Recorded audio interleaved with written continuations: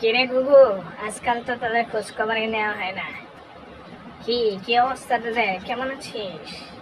হ্যাঁ, ভালো আছিস?